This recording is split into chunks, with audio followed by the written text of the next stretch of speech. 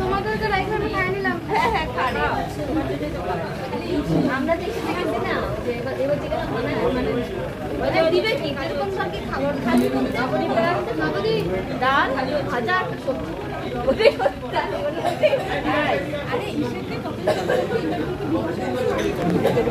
অন্যান্য কিছু খা অন্য কিছু নিয়ে খা এমনি খা একটুখানি নিয়ে খালি অন্যগুলো একটু কিছু মুখে দে সবগুলো একটু একটু করে মুখে দে সবগুলো থেকে একটু একটু করে মুখে দে না